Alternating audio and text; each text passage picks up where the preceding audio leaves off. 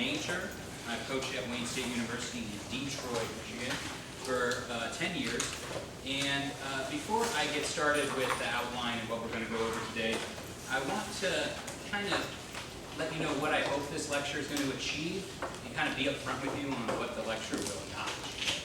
So what I hope this lecture will achieve is I hope you will get the skills and some tips that you need to research effectively. And for those moments that you get stuck or frustrated or feel like you can't find what you're looking for, I hope that you will remember some of the advice from this lecture and use it to keep pushing through and eventually find what you're looking for.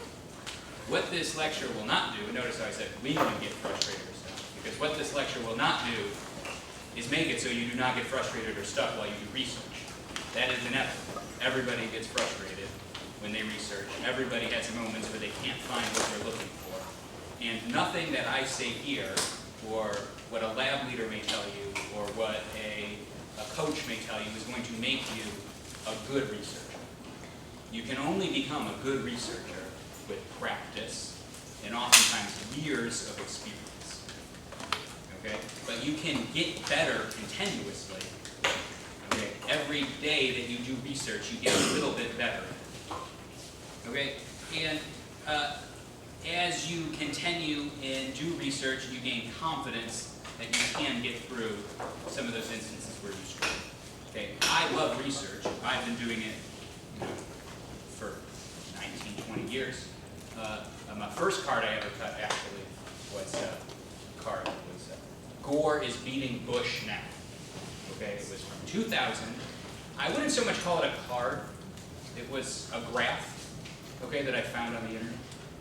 Okay, it just kind of showed the whole, no text to it. I had to print it out. I had to use scissors and cut it, and then tape it onto a piece of paper, and then write out the tag and write out the site by hand. That's how we used to cut cards. It wasn't a very good card. It wasn't, in fact, it probably wasn't even considered a card at all. Hopefully I've gotten a little bit better at it. Okay, some may disagree. But I think that I just love doing research. I've never stopped doing research since then. And I think it's really the best part of debate. And I hope that you will embrace the research of debate, because I think it'll make you better at your school, better at life. So why, the outline I want to talk about today is why research. Okay, first thing I want to talk about, I'm going to go through sources, how to identify a good source and a poor source. Okay, and like before you get started, briefly talking about how you get into the research field. Okay, we're going to talk about using Google and Google's friends. Okay, some search terms, some hints and secrets on that, and then turning your search results into cards. Okay, some of this that you may already know, but I guarantee that some of it will be new to you. So even if you think I'm covering basic things or things that you've heard before, try to pay attention, because in those moments that you kind of drift off, you may miss something that's new to you. Okay, so even if, for example, we're talking about citing cards, and you know how to cite a card, okay, there may be something in there about how to find author qualifications that you don't know. So try to pay as much attention as you can. Okay, so first thing I want to talk about is why research. And let me start off by saying I don't mean why use evidence. I think we can all agree on why we use evidence. We're not experts in the field that we're debating. You're not, I'm not, nobody is, that will judge you necessarily. And it's nice to have experts defend your case for you when you're making an argument. Okay? I don't necessarily mean, just to be clear, we do make analytic arguments too, non-evidenced arguments. Okay, but those are good when you want to indict your opponent's evidence. Okay, say, hey, in the unhighlighted part of this, there's all causes. There's uniqueness claims that go the other way. Okay, and those are important, and you should be making analytically based arguments, pointing out flaws in the logic of their argument, etc. But when you're making your argument, when you are making your solvency, when you are making your disad, when you are making your critique, you want to have evidence to back that up. I think we can all agree on that. So the question isn't why evidence. Evidence good. Okay? The question is why research. Because if you let me put on a switch side debate cap here for a minute, one might say, I don't need to research to get evidence. I will leave this camp and have thousands of pages of evidence. I will have cut very little of them myself, okay? But I will have them all. And then maybe when I get to my high school, I will get a packet of evidence that the school has provided me, and I can just debate off from that packet. And how many people here have heard of open source? Okay, a good number of people. I can just download 2 NCs and 2 ACs and 1 ACs and have all the evidence everybody's read, college and high school. So why do I need to cut cards? Why do I need to research? Not to have evidence, because I can have all the evidence I need and do 0 research. Anybody? Why research? Because everybody else also has access to those? Okay, yeah, everybody has access to those. Why is that a problem? I was going to say research because you can search up the sources that you're using, like the data tags and stuff. Yeah, so you can get more sources. Okay. Yep. So you can get a better in-depth understanding of what you're actually like looking up, like what the evidence actually says. Yeah, I think that's a huge reason. I think to learn about the topic. Okay? And learning about the topic makes you a better debater because you know when a team is trying to pull a fast one on you, or you know when like they're right and you're wrong. Okay, I'll give you an example. The President of the United States has claimed that an arms deal with Saudi Arabia will generate 500,000 jobs and $110 billion. Okay, that's a quote. I could cut dozens of cards that use that statistic in that quote. And if I was debating the econ this ad, I would have as many cards as my heart can content on Saudi Arabia arms deal creates 500,000 jobs. Okay? And you may have answers to that from this camp, from other camps, from open source, that says, no, those numbers are wrong. They're hyperbolic, they're extreme. Okay? But who's right? Well, you don't know, because all you know is they have a dozen cards that say one thing and you have a dozen cards that say the other thing. Okay? But if you had done the research and you had looked at those Google result pages, you would learn like 9 out of 10 people say those numbers are a bit inflated. And if you were making the argument that those numbers are inflated, you are in fact on the right side of that debate according to 9 out of 10 authors. That gives you the confidence that you need in order to debate the argument and trust that your evidence is right. And when you have confidence about something, you're a better debater about it. You sound more persuasive. Okay? And vice versa, you know when your argument's kind of not right. Okay? You'll make arguments that are wrong. Okay? For strategic reasons. Okay? And you know, well, like, what the good answer is to beat my argument because you've done the research. And if the other team doesn't make that good argument, you know you might have gotten away with something. Okay, so we research so we can learn and be more knowledgeable about the topic. Even if we have the cards, we still want to research. Okay, how about another reason to research? So you can get evidence that's more recent than the other one. You can innovate and have newer evidence. Good reason. Okay, let's give this example. Suppose Team A reads a Taiwan. They're a pretty good team. Everybody kind of follows their open source. Okay? And suppose Team B breaks a new counter plan on them. Okay, it wins. Great counter. Real technical, real specific. Okay? Everybody's following that open source because everybody's reading a Taiwan app and everybody wants to know what the good teams are reading to beat Taiwan apps. So what's every team that reads a Taiwan app going to do when they see this counter plan Team B reads? Cut answers to it. You read a Taiwan app and somebody reads a sweet Taiwan counter plan, you cut answers to it. If all you do is take the open source counter plan and read it against Taiwan apps, anybody who's done research is going to already have version 2.0 to answer your version 1.0 counter plan. That's not to suggest like open source is bad, you shouldn't use it, yada yada yada. It's good, it's a helpful tool. We'll talk about how to use it effectively. But if you just use what other people read, when other people innovate and cut new stuff and new answers to the old stuff, and you don't research, you can't stay ahead of the game. If you research, you can anticipate the arguments the other side will make against you, okay? And you can prepare answers to those arguments before they ever get read in a debate. If you do not research, you will not know what arguments work against the thing that you cut. Okay? Last reason, this is a real simple reason, I think it's the best skill you take away. When you're done playing the game, research will stay with you. Talking fast will not, for the most part. Maybe talking fast is useful if you like to listen to podcasts on like 2.0 speed, okay, or higher. All right, but besides that, pretty much the research skills that you gain, being able to evaluate good sources and bad sources, fake news from real news, etc., is something that you will use in school and use in life after that. So, for a practical reason, probably the best reason, but a practical reason, research is important. Okay, I do want to talk about sources in fake news and how to find a good source for a minute here. How do we distinguish between a good source of evidence and a poor source of evidence? You know, unfortunately, we are bombarded by what's called fake news, and sometimes it is fake, and sometimes it's not fake. It's just people that disagree with you. Just because they disagree with you doesn't mean it's fake. Okay? I want to talk about a little bit about how to navigate that and how to distinguish between the two. I found something that was useful for this, and it's called the ABCDs of evaluating a source. Okay, so you find a source, you want to see if it's credible. First, consider the author. Okay, are they qualified? And if they're qualified, is it a field of expertise that they're talking about? You may be a nuclear physicist. That doesn't necessarily make you an expert on US debt ceiling politics. Okay, so consider that. Is it anonymous? Is it a pseudonym name? Okay, be careful about that. You know, an anonymous source may not be the best.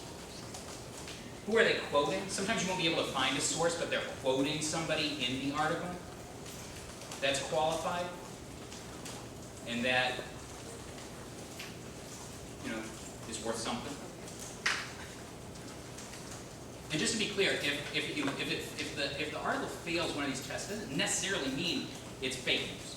But this is like, as you start wrapping up the points of failure, then you're starting to get maybe into some fake stuff. But don't consider any one of these things disqualifying or lack of any one of these things. You have to keep evaluating. Which brings me to bias. Oh, yeah, just go ahead. I was actually just about to ask about biases. So I was just gonna say, like, what like articles do you know, or like authors do you know that are like completely biased? Because there's always like either just one strict side or the other strict side. We'll actually we'll talk about some biases later on with specific arms sales topics, but it's oftentimes very hard to find out what a bias is, and you have to dig deeper into the reading sometimes to find out what those biases are. Yeah. So I know there's like a list some lawyer published of sources on the political spectrum that show their biases and how to. The media bias chart. Yeah. Yeah. Is that list trustworthy, or is that correct? It's pretty trustworthy. I found it to be fairly informative for me. I mean, I'm sure people disagree. I won't make an opinion. I won't make a claim one way or the other. I have an opinion. It's pretty solid. But, you know, teach their own. I have a bias, right? Which I want to make clear. Everybody has a bias. You will not find anybody without a bias. If they are writing an opinion about something, an argument about something, they are biased. But there might be a reason that they're biased. They might be biased because they've done the research and reached a conclusion. That's a different bias than bias because they're being paid by someone. Right? Or biased because there's lobbying motivations.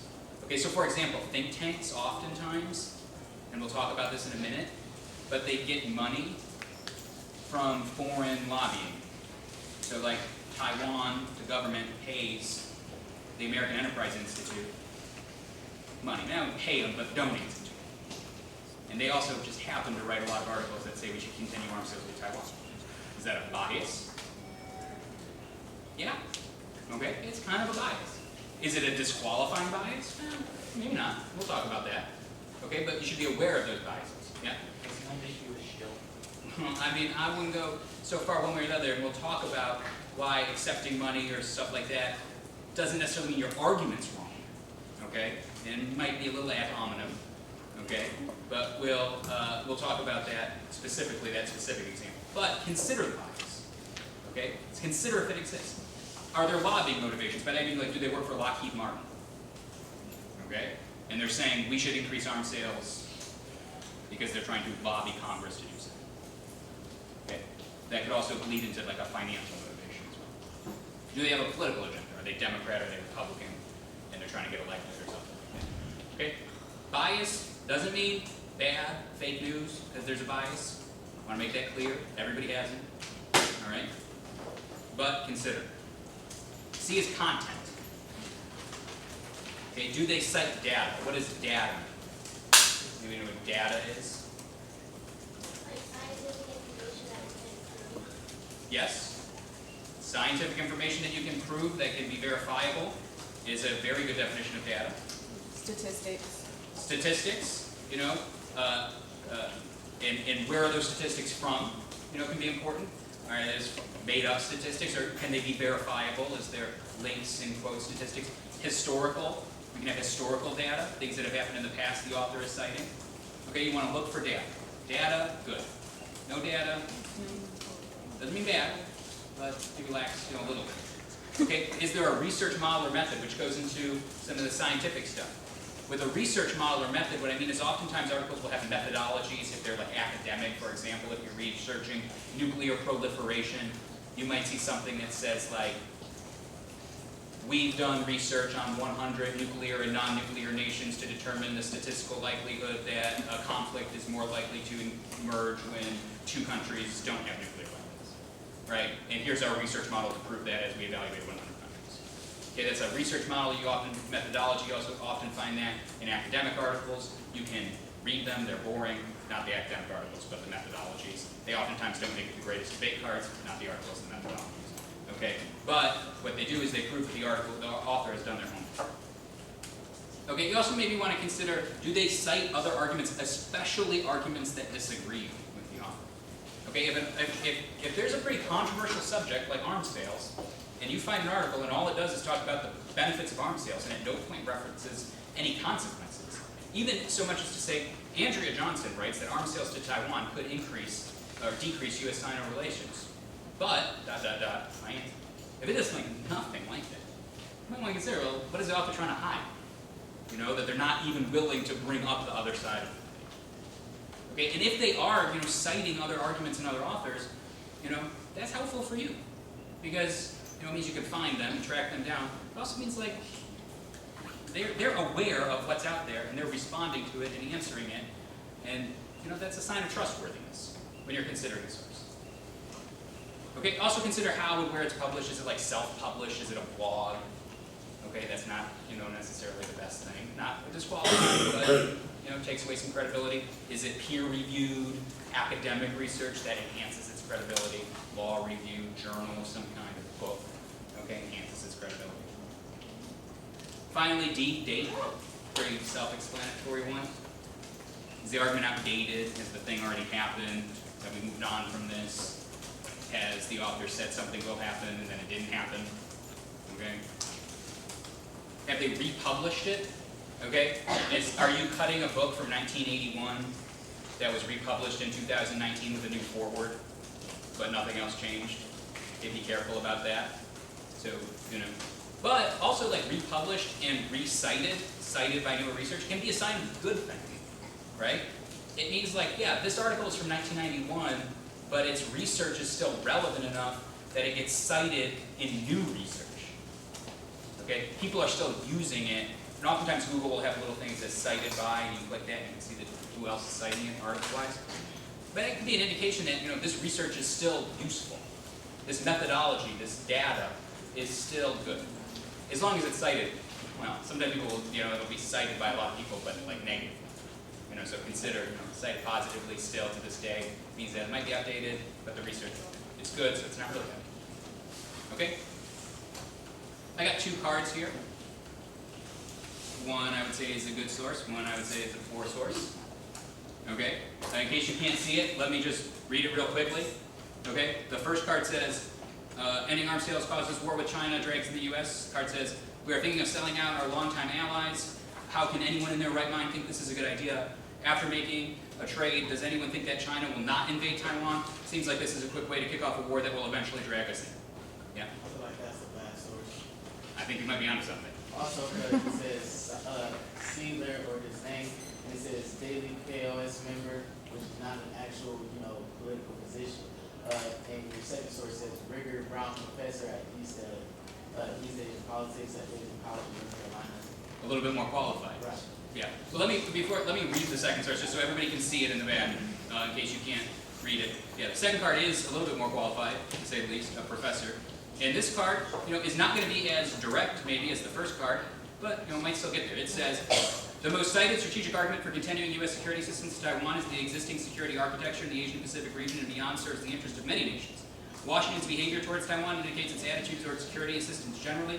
As retired Admiral Eric McFadden said, quote, American credibility as an alliance partner and as a bulwark of peace and stability in the region and around the world would be sorely diminished were we to abandon Taiwan. Cease support of Taiwan leads Beijing to conclude that it can attack Taiwan and not be repulsed. So, a couple things in there. I saw some hands up, maybe wanted to comment on the card. Go ahead. The first one says WTF title. Yeah, consider that. Okay. Not independently disqualifying, but could be a tip-off. Yeah. The second card cites another person who's disqualified. Yeah. Who was that person? Do you remember? Can you read it?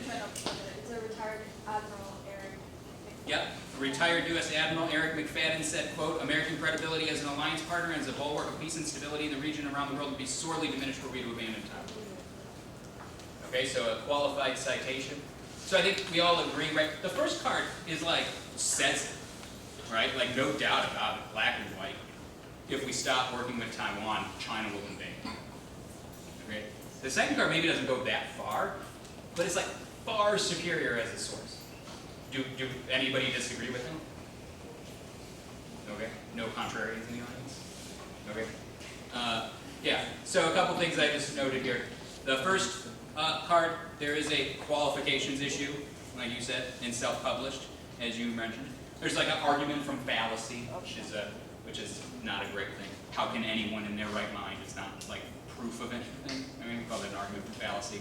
It seems like is an opinion. There's no citation or source for that. Okay? Versus the second card, which, as pointed out, more qualified. Okay? Is citing a qualified source. Okay? And you notice this here. There's a footnote. Okay? If you click that, sometimes there'll be like hyperlinks, and sometimes it won't be. But if they are hyperlinked, you click it. If they're not, you scroll down to the end of the article. And that means that they are citing somebody else for that, or there's a note about that article. So if they are citing somebody else for that, you can click it, and you can read that other article that's making that argument, which is helpful. But it also means they're addressing it. The date on both cards is subject to a little bit of scrutiny, but there's, you can cut. Date is something to consider, but not automatically disqualifying. Okay, so I don't think it's automatically disqualifying on either of these cards. I think the bigger problem for the first card we talked about, qualifications, no citations, argument from fallacies, opinions. The date would be like the least of my concerns with this card. Okay? The first card, I feel like you could just make that argument and not read the card and waste your time. Because the second card has some things that help you out. Okay? Question? So, we should take into account when a source cites another website, should we take into account the date of the source?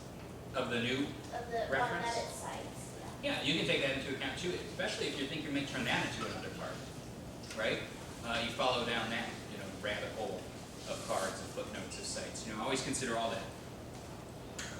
Okay, I want to talk about some specific arms sales sources. Okay, I'm just going to read these off in case you can't see them in the back. I'm going to post these slides online. I haven't figured out how to do that yet. I'm old and I don't know technology. But once I figure that out, by the end of the day, I'll post all these slides on the Spartan Debate Institute site. So if I'm going quickly and you miss some of these, don't feel bad. I will post it. But just quick. Some arms sales sources specifically. I have listed here the Stockholm International Peace Institute, the Center for Defense Information, Arms Control Association, the Norwegian Initiative on Small Arms Transfers, the Forum on Arms Trade, the Institute of Peace and Conflict Studies, and the Center for Security Policy. Those all have good arms sales specific cards, good source to find some arms sales stuff. General think tanks, like they'll have a lot of stuff about a lot of different topics, but they'll have arms sales stuff specifically. But if you're looking for impacts to hedge, good, bad, econ, if you're looking for, whatever in the realm of policy research, they will have stuff for you. There's Brookings, Claremont Institute, Cato, CATO, the Heritage Foundation, the American Enterprise Institute, the Center for American Progress, RAND, and a Council on Foreign Relations.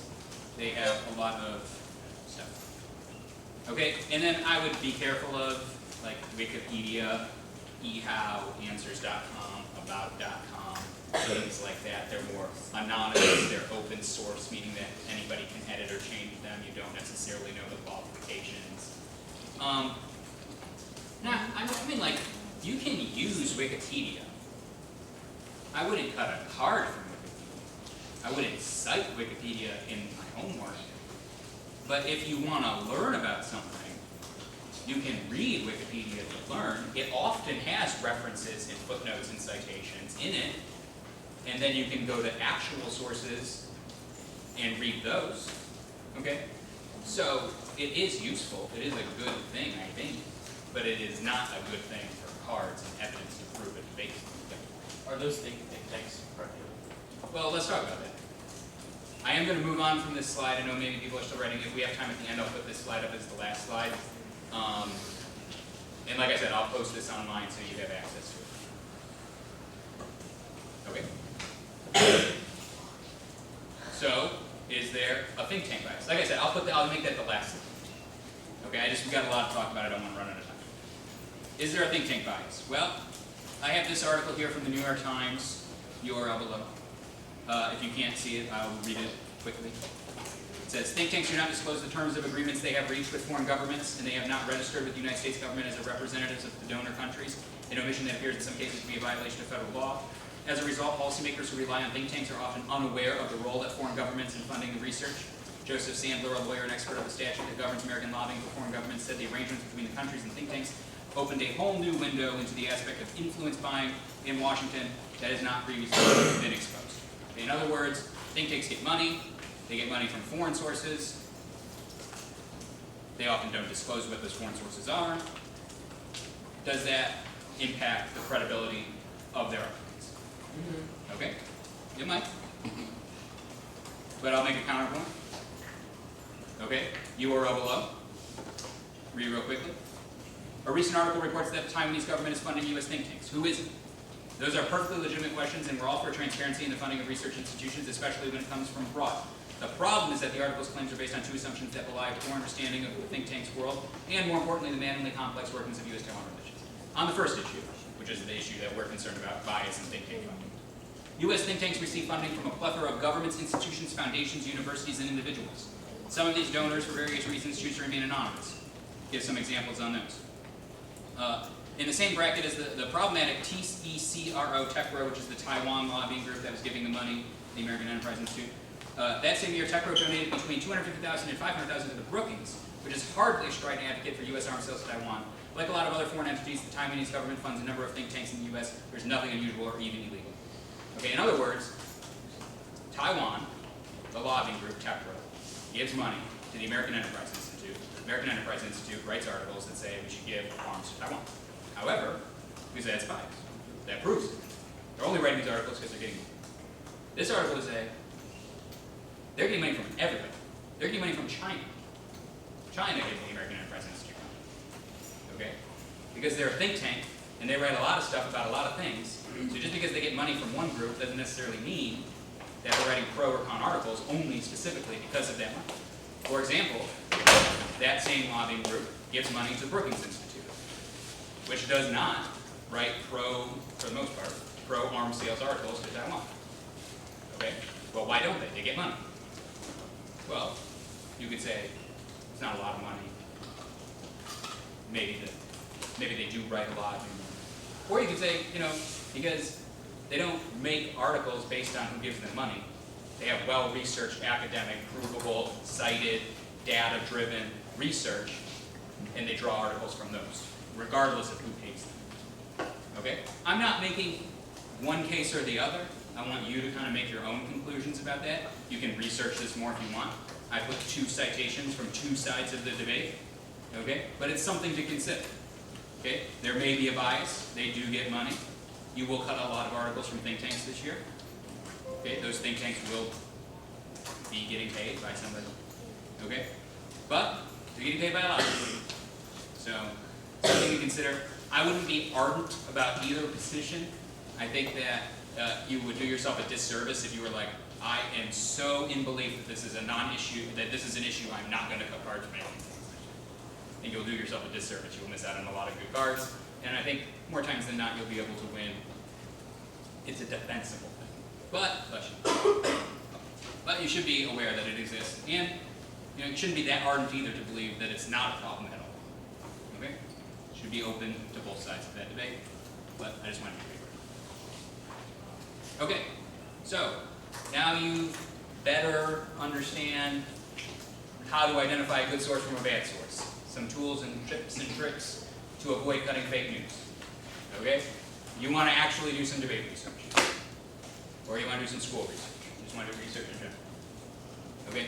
Before you get started, you need to do 3 things. You need to make a schedule. You need to know what to research. And then you need to decide what kind of research you're doing. I have 2 different kinds here, targeted and bulk. Okay? Know what kind of research you're doing. If you take away one thing from this lecture, it's to not cut cards from your team. If you take away 2 things from this lecture, okay, it's to make yourself a schedule before you do it. You will get more done if you make yourself a schedule for like 90 minutes every other day, Monday, Wednesday, Friday, something like that, than if you say to yourself, I'm going to cut cards all weekend. I'm not doing anything this weekend. I got no tournaments to go to. I have no other activities going on. This weekend is my card cutting time. Because what happens is, you wake up on Saturday, you get some text messages, you want to hang out. You say, well, I got all Sunday to do research. I don't really need to do research on Saturday. I can do these other things. So you don't do any research on Saturday. Then you wake up at about noon on Sunday. You sit in bed for a while and play Facebook, something, I don't know, play Instagram.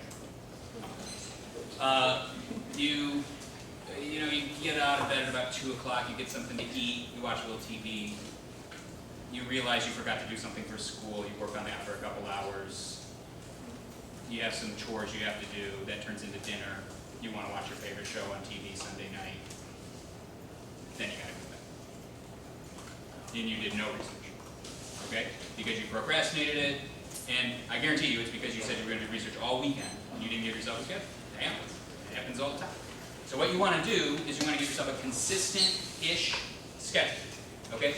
4 to 5, Monday, Wednesday, Friday, I do research. You can change it, of course. Tuesday, Thursdays, one week, Monday, Wednesday, Friday, the other week, Saturday, Sunday, whatever. But it's just like something that's consistent and time bracketed. Because nobody can sit down for 8 hours and do research without getting distracted. Okay? It is impossible. Okay? You're going to go on Facebook for a little bit. You're going to go on Twitter and read some news stories for a little bit. Okay? And then that little bit turns into a lot of it. Alright? But if you give yourself a schedule, then it is easier to turn off the distractions, I think, for like an hour, right? Than it is, it's like more like daunting to turn off the distractions for like 8 hours, a whole day, a whole weekend. Okay? Build in distraction time for yourself. Build in fun time. Build in research time. Okay, you get more done that way, 100%. All right, I think you need to know what to research. But how do you know what to research? You're staring at a blank Google page. Where do you get started? Okay, first thing I say is read. Okay, not all research has to be evidence. All right, when you read, you get background information. When you get background information, you learn about the arguments even if you don't have cards. Okay, the more you know about the topic, the easier it will be in the future to skim articles and to find what you're looking for and to call a team out on their, hyperbolic claims. I can't tell you how often, I'll do Google searches, and the same article will be coming up, 5 times. 5 different searches, I get the same article. And I'm like, this article is not helping me, I don't know why it keeps coming up in my Google search. I've read it, it doesn't make sense to me, I don't know why it's a card. Pass. New Google search comes up again. Pass. New Google search comes up again. Okay? But as I'm reading more articles, right, I'm learning more about the topic, and then I get to that source again. It comes up the 4th, it comes up the 5th time, and I'm like, that's the best article I have on this account. Okay? Just because it wasn't a card the first time around, the more you read, it might become a great card. But it's harder to find what is a card and what isn't a card if you don't have background information. So you get the background information, you build a knowledge, and then you can easier find what is a card and what isn't a card. You want to let arguments evolve. You don't want to commit yourself to a position if you research and it's just not there, and you're Googling and you're finding a bunch of stuff that says the opposite. It's okay to give up on the argument. It might not be your best argument, right? You might be making a bad argument. You can maybe think about cutting the argument the other way, if you're finding a bunch of link terms, maybe just switch the impact. Cut all the link terms, switch the impact, right? But you definitely don't want to be stuck on something and it's just not working out. Be reasonable, okay? You want to keep a brainstorming document. I like to keep one with pen and paper, but I know a lot of people keep one at the top of their document that they're using to cut cards on. So top header brainstorming doc, second header cards, and then from there. And brainstorming doc I like to cut I like to have an outline of what I'm looking for, what the uniqueness argument is, what the link argument is going to be, the different link arguments, the different impact stories I might have. I might throw links into the brainstorming doc, save for later. I'm not sure how this helps me now, kind of stuff. I say read articles that go the opposite way, especially when they have footnotes or citations. I can say with certainty that this 100% has never failed, is a 100% success rate. You are cutting a case neck from scratch. You don't know where to start. How do I answer this? You go to the solvency that the app is reading. You read it. There will be negative cards in there. Okay? There will be citations in there. There will be footnotes in there. If the app solvency advocate is good, okay, there will be references to negative arguments. If the app solvency argument isn't good, then it's probably maybe don't need to cut a great case in again. But if their solvency advocate is good, they will be making citations to negative arguments. The article will have negative arguments in it that you can cut, and that will be a launching pad to future negative arguments. 100% of the time. Affirmative solvency advocates have negative cards in it, and the best place to start researching is the other side's argument. Whether it be case neg, whether it be a counterclaim you don't have answers to, read the counterclaim source. Dissent you don't have answers to, read the link source. Okay, whatever it is, reading the other side's argument will give you the cards that you need. The last thing I'll say is I think you should reverse engineer open source EV. Okay, so like we were kind of talking about, open source EV isn't necessarily a bad thing. You can use it, it can help supplement your files. But I think the best way to use it is to do what I call reverse engineering it. So for example, I took that one card we were talking about earlier, and I identified some key search terms with it. Maybe not key. Maybe just unique-ish. Right? American Credibility, Region, Taiwan Relations Act, Beijing.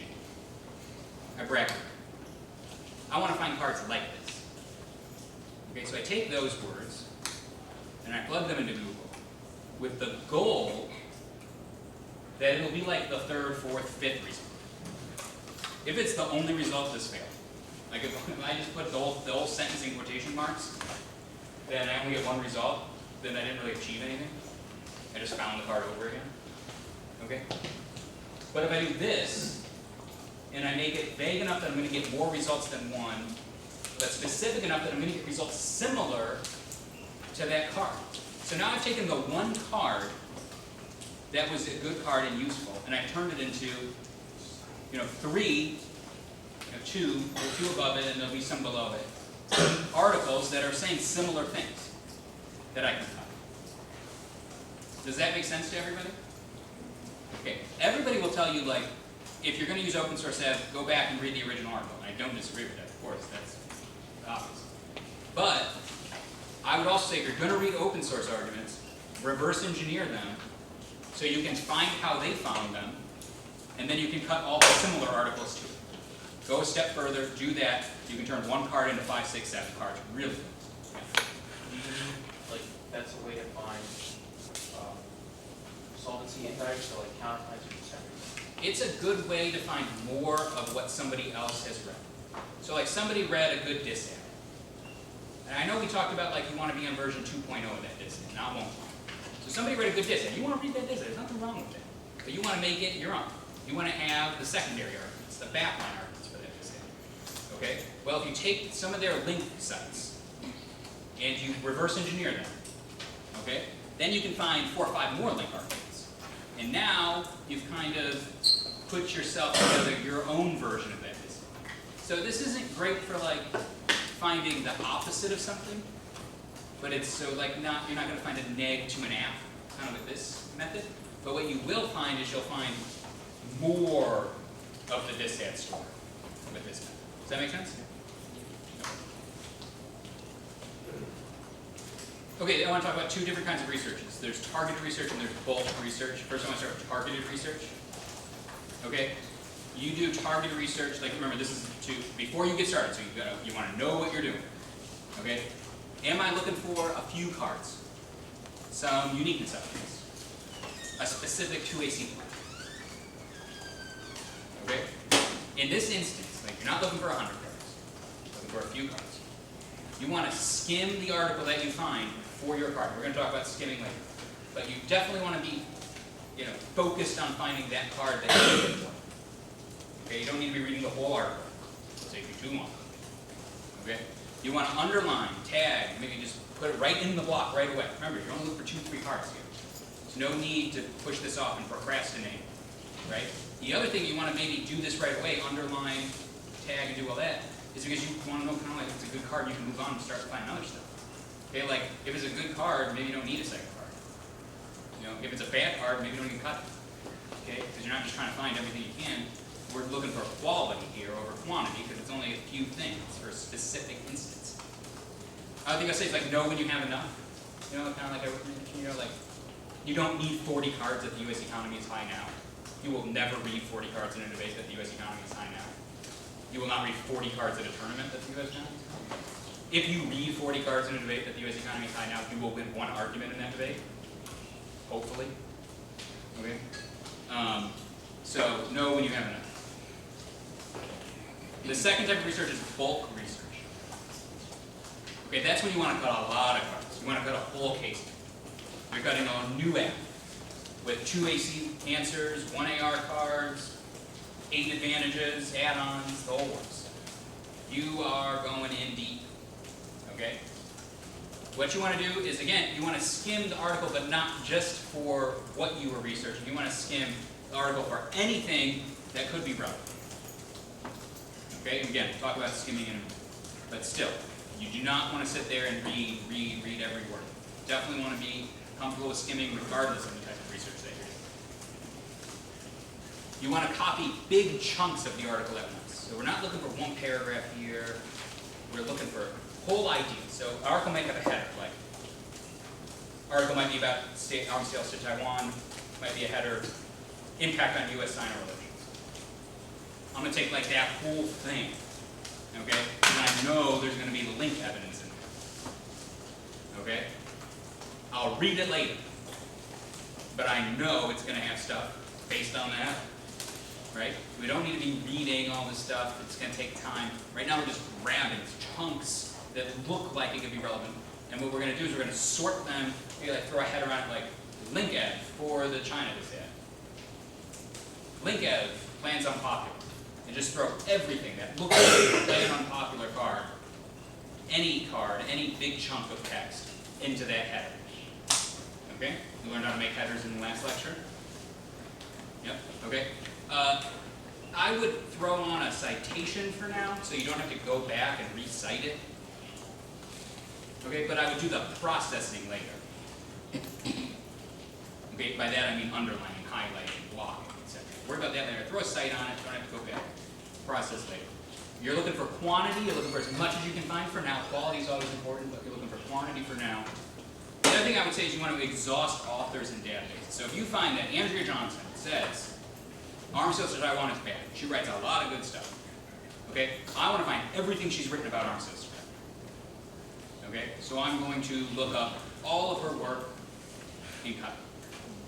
If the Cato Institute writes a bunch of really good stuff on this app I'm working on, I want to search all the Cato Institute database for Arms Sales to Taiwan, or whatever. So exhaust good authors, exhaust good databases. Okay, so we know what we need to do before we start. Now we're going to start. We know what we're looking for, we know what type of research we're doing, we know how to find a good source, we know how to ignore bad sources. So we are using Google. The first thing, you may not have heard the term before, but I'm sure you are familiar with the thing, is Boolean operators. There's three. The first one you don't have to type into Google, but it's good to know, is and. And in the search term, for search, means that you will only find articles that contain both things you're searching for. So in this instance, Taiwan Relations Act and credibility, I will only get results that contain both of those. Okay. The second one is or. Okay, got a little typo there. Ignore the arms sales and arms. But the result can contain either. Okay. So I don't care if it says arms sales. I don't care if it says arms exports. I want the results. You will get everything if you type it in. On that, you do have to type it in. It will not automatically for you. Last one is not, which my parentheses kind of got cut off there, but I'm adding a second parentheses. It's just the minus sign. Okay? It will only give you results. The results cannot contain the latter. Which means even if it contains both terms, arms control and nuclear, it will not give you that search result because it contains the word nuclear. This is helpful for like eliminating stuff you're not looking for, but can also be dangerous because like if there's like a really good card out there and it says like nuclear power plants, you know, it won't give you that result. Like it doesn't know your intent. Okay? So be careful about that, but it can't help you with it. Does that make sense? Okay? I want to talk about quotations real quick. Okay? In the search on the left, I searched for Taiwan arms sales, security commitment, credibility. No quotation marks. And I got 1.23 million results. Very good. Bulk research, want to read a lot, want to learn, got a lot of stuff. Okay? And you see, I've highlighted them here, that the words can appear anywhere in the article and Google is highlighting them for me. So I'm seeing security, much later on I'm seeing commitments in the first one, I'm seeing them together in the second one. I'm seeing credibility of commitments in the third one, and then security a little bit later. Okay. Now in the second search term, I have 199 results. Very, very, very, very, very small result list compared to the first one. Okay, and I have used quotation marks around arms sales and security commitment, meaning that has to come up as a term. Okay, so maybe I'm looking for something specific. I'm looking for something, targeted research perhaps. I'm going to use a little bit more quotation marks. You can even use quotation marks for bulk research if you're looking for something specific. But what I mean by it comes up as a term is the words have to appear together. So you see every result, security commitment and arms sales comes up together. Does that make sense to everybody? Everybody use that before? Okay. Next you can search by date. So there's a tools button on the far right. You click it. You can then, on the left-hand side, change the date, past month, past year, past week, custom range, any date you want. You can't search in the future yet. But that's helpful for like cutting up cake breaks. Okay, you can do what's called the wild card. There's a bad picture of Charlie. You're always sunny fan. It's the wild card. If you put an asterisk next to a stem, it will give you any letters that come after them. So like econ, wild card, asterisk. I get economic, economy. I don't have it on here, but I would get like economical. You know, anything that starts with ECON, any letters that come after that, it's going to come up in my search. It's going to come up in the results. Okay? Google will do that with like plural and some other stuff. Okay? So sometimes you don't have to use this, but if there's a stem that is vastly, changes things a bit more differently, that is helpful. Okay? Make sense? Okay? You can search by file type. You have to do it like this. It has to be lowercase. Okay? But file type, colon, this PDF, doc, PPT, whatever. You will only get files that use that type. Okay, so I'm only getting PDFs in this search. Everybody knows what PDF is? I'm only getting PDFs. If I did doc, I would only get Word documents. If I did PPT, I would only get PowerPoints. So like that's useful if, I don't know, you are cutting a solvency counter plan, solvency for your app, and you just want to read like a bunch of really long articles, very long PDFs, research academic articles maybe. You would get them to do this process. It has to be like that. It has to be lowercase. I think I tried it with uppercase, but it definitely works. Okay, you can do around, parentheses, number. Okay? And it will give you results where the first word or term appears around X number of words of the second word or term. So in this instance, I used around 10, okay, which is a low number, which means that Armstales has to be very close to Taiwan. 10 words or less. Okay? And you see as I have highlighted there, it's always within 10. Sometimes it could just be in the headline of the article, or the URL of the article. Okay, and then it might not even ever appear in the text. So be aware that that's a thing that could happen. But oftentimes it will. And you see Google will bold the preview format based on the search. But it has to be like that. It has to be all capital. Otherwise Google will think you're looking to search for the word around. So all capital, parentheses, number.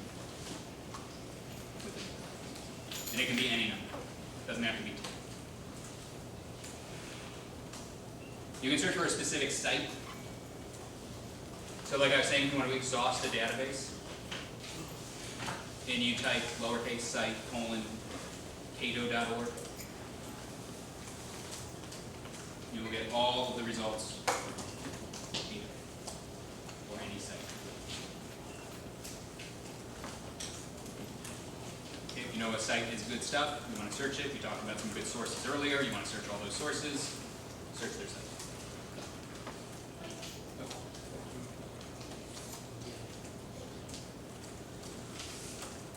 Just site, colon, and then the website. All right? Like I said, I'm going to post these all up, so if you missed something, the PowerPoint will be up as soon as I figure it out. Okay, you can search Google Scholar. Talk about this very briefly, but what you should do, go to the website there, scholar.google.com. This will give you academic journals, academic sources, peer-reviewed stuff, for the most part. On the left-hand side, if you click Settings, you click Library Links, you type in Michigan State, for example, and then you check the boxes. Okay? you will get on Google Scholar only things that the Michigan State University Library has access to, or are universally accessible. So like the second one is universally accessible. The first two, Michigan State access. I don't know if, when you're signed out of the guest network, if you can access Michigan State Library. I don't know. We'll see. TBD. When you start doing research on it. But whatever college you end up going to, okay, you do this into Google Scholar, you will get access to the library links that your college has access to. Oftentimes, if you sign on to a guest network at a college, you can get access to what they have. So, if you live next to a college, this is good. You can change it at any time, okay? You can add more with a comma, show up, you can choose up to 5 libraries, okay? But it's a way to live. Remember, Google Scholar, you're gonna get like academic journals, peer-reviewed stuff for the most part. Okay, I wanna talk about Google Books for a minute, okay? So that's just books.google.com. I typed in China threat construction representation as my search term. I pulled up the first hit I got.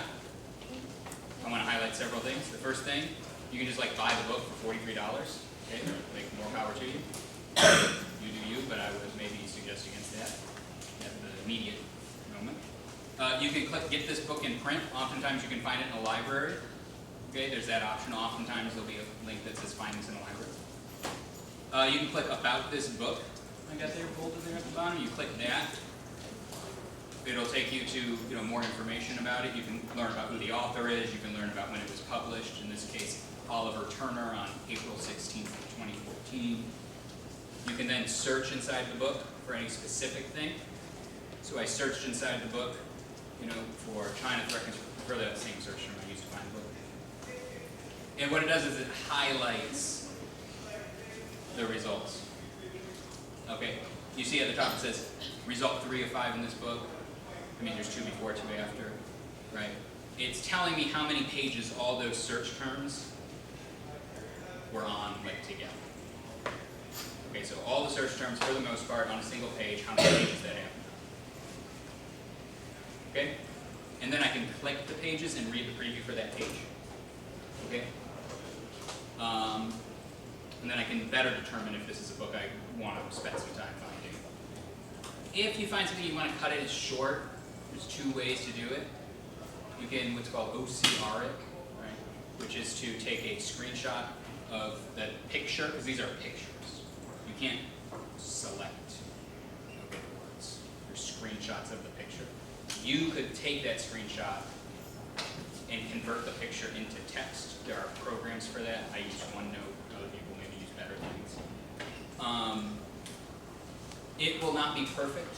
It's converting pictures from text, so there'll be errors, grammatical, words will be spelled wrong. But, you go back, you check it, you'll be okay. The other thing you could do is not great, but you could do it if you want to quickly. You could just, okay, not great, but doable. If it's long, I would avoid it. The other thing you can't do is if, you have access to page 151, but you do not have access to, page 152, and the paragraph bleeds over into page 152, you're going to have to cut a card in the middle of a paragraph. Okay, so you've got to find the rest of the conclusion of that paragraph before you can cut that card. Okay, oftentimes if you'll search, the end of the paragraph, for where the page cuts off, maybe you can get access to that second paragraph. Maybe it's on Google. Maybe another Google Books search for that, maybe that second page. But do not just cut off the card if you can't find the second half paragraph. You can also maybe find the book in a library. You can buy the book. But. Okay? You can set up a Google alert. This means Google will email you whenever you get something, or whenever a search comes up. So on this, you go to this website, you sign in with your Gmail account, you enter the search terms you want Google to track, and you choose the type of results you want Google to find and share with you. So on this one I did Trump, Saudi, spelled wrong, arms deal. Okay? Hopefully you spelled it right. And then you can click settings, and then you can have it emailed to you as often as you like. So Google will find every new article that says Trump, Saudi arms deal, and it'll mail. email it to you at the end of the day. So you get a bunch of emails, a bunch of new search, a bunch of new articles came up using these terms. Great for you. You can change how often it emails you, what kind of sources you want it to email you. Okay. But you can set up those. Those are good for like politics updates, things like that. Your app, maybe you want anything, anybody publishes anything about your app. Okay, last thing, turning your articles into cards. So you found some articles. How do you make them into cards? Well, the first thing we're going to talk about is skim reading. Skimming an article, how do you do that? You have to do. You cannot read entire articles. You will waste a lot of time. But when you start, you do want to read as much as possible when you start.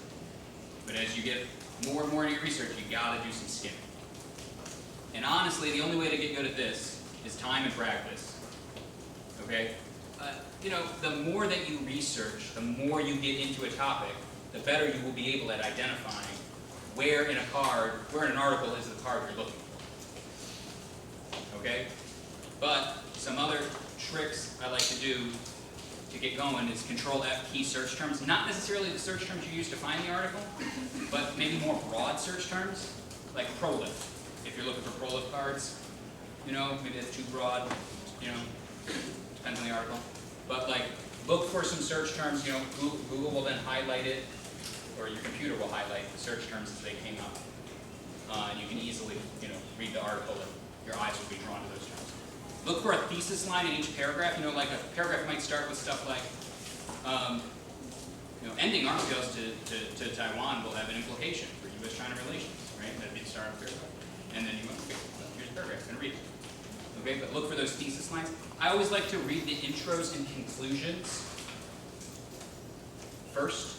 Intros, I think, kind of goes without saying. That'll tell you what the article's about pretty quickly. The conclusions I like to read second, because it kind of tells you where the author leans. If the conclusion doesn't really talk anything about what you were looking for, it's not maybe going to be the best. There might be like one card, two cards in there, bless you. But if the conclusion is like dead on what you want to research, that like whole article is going to have stuff. So reading the conclusion is helpful. It's the second thing I read in any article. If you're doing targeted research, when you find the card that you want, you say, oh wait, this is a good card. I like to read the paragraph above it and below it. Because if the paragraph above it is also good, I'll read the paragraph above that until I, stop getting the good cards. Same thing with below. That way I don't miss anything. Like if the author's like 3 reasons for this argument, and I only got the first reason, I missed out on 2. Read below, read above, I got my bases covered. If you're doing bulk research, like don't be stingy with it. Remember, you're just trying to cut as much as possible. And you don't know if something's going to end up being useful or not. So cut everything that even potentially could be useful. We'll sort it out later. Okay? It's hard, but the more you research, the better you get. So processing a card. So you have the section, this is going to be my card. I want to turn it into a card. You want to paste it into a Word doc. Maybe get rid of the formatting. Maybe that's F2 on most paperless things. But you can make whatever you want. Underline it liberally. Okay? You want to read the card. And it's okay to underline, a good portion of it. So, you know what it says. You'll remember when you go back to the card. But highlight it selectively. Okay? So if you're only going to underline and you're not going to highlight, ignore underline liberally, because that defeats the purpose. You should highlight. Okay? But you want to highlight selectively so you can be more efficient. Yeah. Is it better to over or under highlight? It's better to highlight exactly what you want. Okay, yeah, you want to highlight the warrants, you want to highlight the argument, you don't want to highlight excessively, but you also don't want to under-highlight. Both are not good. Okay? Tagging.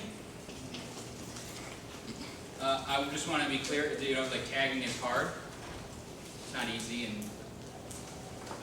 no matter how long you do it, and be like, let me change that tag, let me go back, it's okay. But ideally, you want to be brief, flowable, 5-sentence tag doesn't do anybody good, nobody can flow it. Okay? You also generally want to stay away from warrants. There are exceptions, but generally. Okay? So this might come up, like, I don't know how many of you have seen the packet or gone through the packet, but like, you might see a tag that's bold half and the other half not. Okay? That oftentimes people will do is they'll like tag, the bold is the tag. This is what I want the tag. And then the non-bolded parts of the tag are warrants. Okay? So that you can like, reference them, like if you're in a cross-ex and they say, well, what are the warrants in your Smith card? Well, you can just like go to the tag and find them. Okay, but you didn't want to read them and waste your time in the speech. Okay, you reference your warrants in the rebuttals, right? So if you see that, probably what the person writing the card intended is for you to just read the bolded parts. Okay? Does that make sense? All right. Citing. Oh, go ahead. So a lot of the cards that, a lot of cards are very under tagged, like this solves and then the card, right? Yeah. When do you choose when to under tag versus, normally tag or over tag? Well, you got to consider the context of everything. You got to look at like a 1AC or a disad, a 1NC, counterplan 1NC as like a theme. So if you like have a card that are like you read a plan, USFG should do this, right? And then the next thing you say is this solves. Well, everybody knows what the this is because you had just read a plan and then you said this solves, right? So we can figure it out as judges what this means, right? If it's like the first card in the 1AC and you're like, this is going to cause nuclear war, okay, nobody knows what the this is. Okay? Or if you're reading a 1NC, answers to case, answers to advantage 2, and advantage 2's got 3 impacts, democracy, disease, and terrorism. And you're like, democracy doesn't cause extinction, disease doesn't cause extinction, and this doesn't escalate to nuclear war. Okay, well, we don't know what the this is, right? Because there were 3 options and I don't know. So just consider the context of the speech, and then you can kind of fit the tag. You can also change tags. Okay? Like sometimes this tag will make sense in this instance, sometimes you want to get more context, sometimes you need less clarity, so feel free to change tags. Yeah. Okay, so for K cards, like their tags are normally really, really long, like 4 to 5 sentences. So like you said that it's hard to flow, but Ks are normally like that, so how can it be a good thing to have long tags? You can have long-ish tags if you want to be making some arguments that maybe are not in the card as much. So like, oftentimes with critical arguments, but even sometimes non-critical arguments, there's arguments that you want to make about how the argument impacts the case. Does it turn it? Does it undermine its solvency? How does the alternative work? Different layers to that. As long as it can be a longer tag, but as long as it doesn't like drag on, right, or repeat itself. And the themes, the tag's like 5 lines long, but the first 2 lines make an argument. The second 2 lines make an argument, and the third 2 lines make a third argument. Well, then you make 3 arguments with 1 tag, and each one was different and useful, right? And you're clear when you're reading so the judge can flow and identify all 3 portions. Okay, so that makes sense. Because really, you're reading 3 arguments in 1 tag, and they're distinct and unique and different and helpful. That's fine. Right? But if it's just like US-China war doesn't happen, you don't need like a paragraph. Does that make sense? Okay. But if you do have a longer tag, make sure it's clear, the judge can understand it and identify the different arguments in there. Okay, so citing. This is what I like to do for citing, but everybody does different things, and feel free to do what you think is best. I like to always put the qualifications after the author, because sometimes I read the qualifications, like I said in 1 line. Sometimes people read the date after the author, and like to see those 2 things together, and then everything else in the parentheses. As long as you have everything, you're good. Okay? So what you need is you need the author, first and last name. Okay? You need the qualifications. What happens if you can't find the qualifications? What should you do? What if it's a really good article? Look them up. You can look them up. Okay? Who are they? Okay, put them into Google.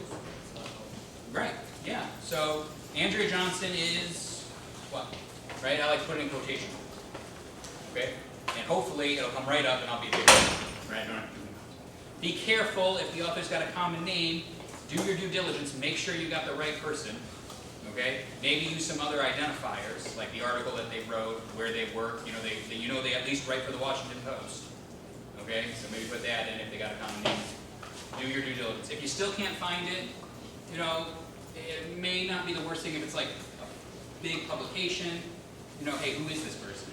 Well, I don't have qualifications, but they got this published in the Columbia Law Review, so they got to be someone, right? Columbia Law Review took it on, decided to publish it, peer review. Okay? So consider the source. Just because it doesn't have qualifications doesn't mean automatically bad, but try to do your due diligence and find it and make sure it's the right person. If it's more than 2 people, you can put at all. If it's 2 people or less, you should put both people and cite them both and qualify them both and do all that. So there's 100 people that wrote this article or helped write it. You don't have to cite all 100. The first, at all. Okay? Title of the article, journal volume issue if it's applicable. If not, maybe like the Washington Post, the New York Times, or something like that. Date and the URL or the source, how you found it. Did you find it on ProQuest, Lexis, something like that. And again, I will push this out there. You will have access to it and see it all. If you forget anything to include, you can just click this. All right, is there any questions? Yeah. So with skimming, is it a good idea to use the abstract on like scholarly papers? Yeah, so the abstract is kind of like an introduction, and definitely it can kind of give you a flavor of what the article is going to be about. And then normally right after the abstract is like maybe a few paragraphs, maybe even less of an introduction. So I would knock out both, but the abstract definitely helpful. Definitely can find good skimming through that. Yep. Have you ever went against the performance affirmative? Mm-hmm. Well, I've been against it. I did it a long time ago. So I've coached people to read it and against it. So what did that performance consist of? Well, I've been coaching for like 15 years. There's been lots of different ones. Name one. Of what kind of performance? I've seen dances, I've seen poetry. I think every debate is a performance, in some extent. We are performing up here. Is there a question related to like researching a performance? I mean, the debate itself is research anyway. I was just wondering. Yeah, there's different kinds of research you can do. You can research for your performance, you can research things interested about yourself, or what you're performing, history, okay? Like last year for the STI, I cut the half about the Middle Passage and immigration and slavery, okay? And a lot of that research was about the history of immigration. Shh, before we leave. The history of immigration in the Middle Passage is relating to the first immigrant, okay? I don't know if that's like a performance app in the way that you were asking about. It was a performance app in the way that the reading of the one I see was an effective performance. But to do that, it would be a bad idea to go into a debate like that and not have any idea on like the history of slavery, where it started, what states were, instrumental in the slave trade, etc. So if you're going to do that kind of debate, you want to definitely do your research on history, okay, and how the history performs to what you're performing. Does that make sense? Any other questions? All right. I think we can break for lunch.